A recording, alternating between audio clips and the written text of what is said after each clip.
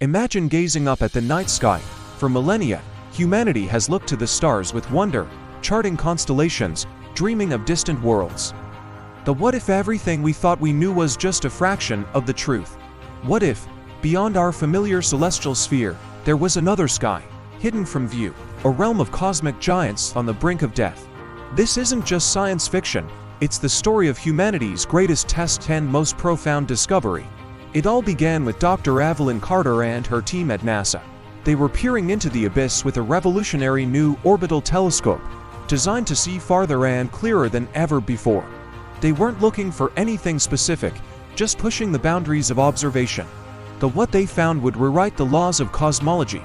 Hidden behind a veil of cosmic dust and gravitational lensing, they detected an anomaly of impossible scale, a second sky. It was a spectral echo, a ghost universe superimposed over our own, filled with countless dying red stars, their light fading into an eternal twilight. The discovery sent shockwaves through the scientific community and governments worldwide. Was this a parallel universe? A glimpse into a distant future, or something else entirely?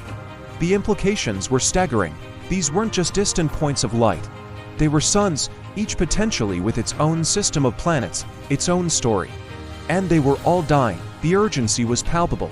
Humanity had to know more. Thus, the most audacious mission in human history was conceived. The Horizonfall Project. The pinnacle of our technological achievement, the starship USS Horizonfall, was prepared for a journey unlike any other. At its helm was Commander Alex Hale, a veteran astronaut known for his nerves of steel and unwavering resolve. His crew was the best of the best scientists, engineers, and pilots handpicked from across the globe.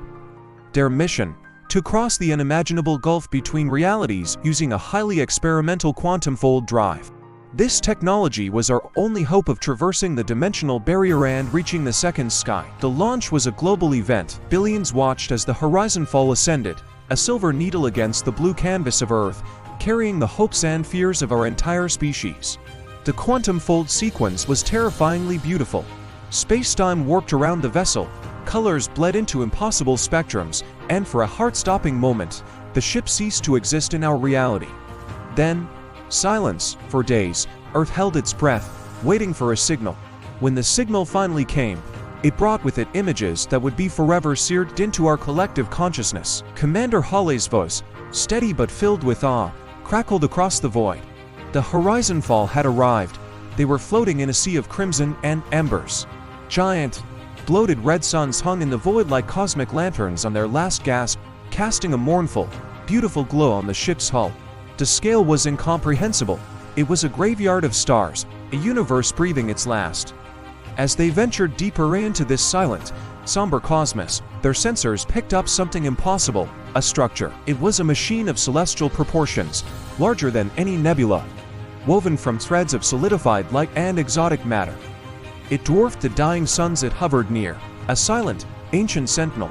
As the Horizonfall drew closer, they realized it wasn't just a structure. It was alive, or at least, intelligent. It pulsed with a slow, rhythmic energy, and it was actively siphoning the life force from the surrounding stars. This was the source of the decay.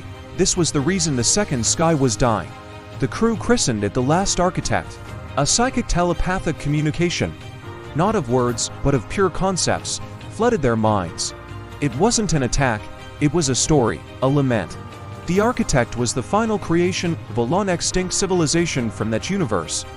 It was built as a life support system, a desperate measure to stave off the natural end of their cosmos. By harvesting the energy of dying stars, it was powering a small, protected enclave, a final sanctuary where the last vestiges of their universe's life could survive. The revelation was a gut punch. The Architect wasn't a monster, it was a shepherd, a gardener tending to the last embers of its own reality. But its solution was a zero-sum game.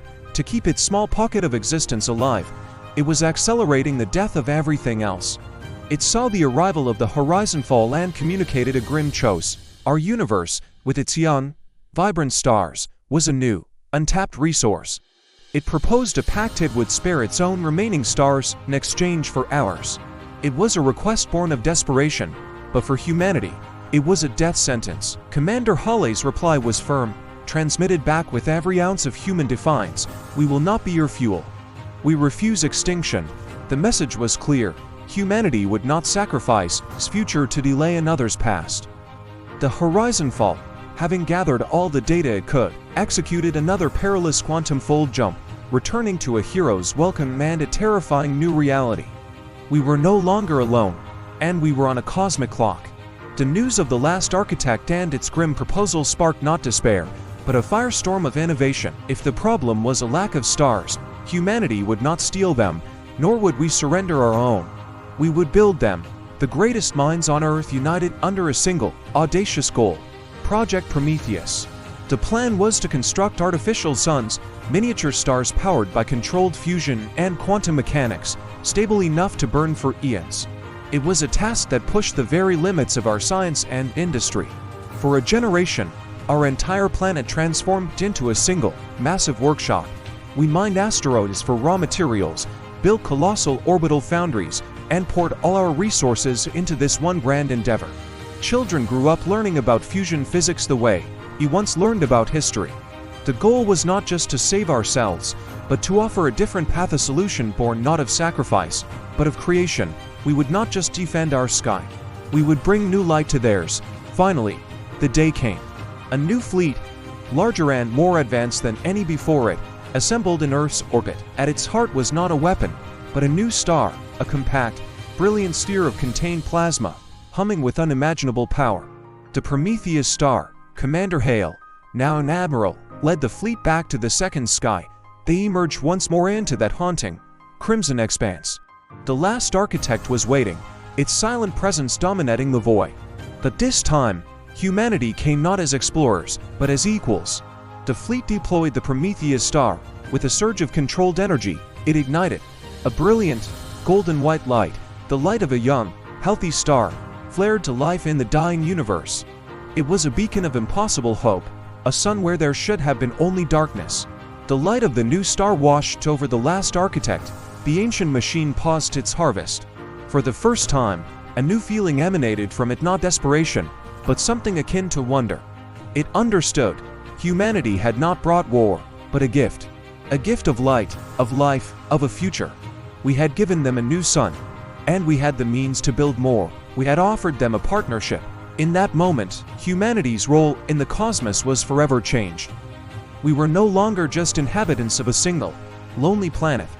We became the guardians of the second sky, the tenders of a cosmic garden.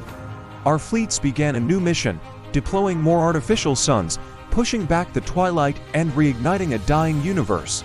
The last architect, its original purpose now aided by a new, unforeseen ally, worked alongside us, sharing its ancient knowledge.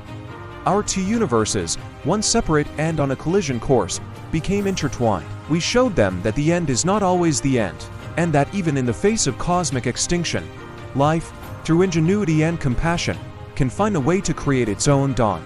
The story of the second sky became our story, a testament to the idea that the greatest power in the universe is not consumption, but creation.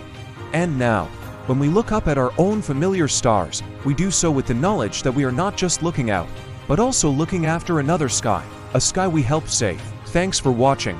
If you were captivated by this journey to the edge of reality, make sure to hit that subscribe button and ring the bell so you don't miss our next deep dive into the cosmos. Let us know in the comments what you think humanity's next great challenge should be. Until next time, keep looking up.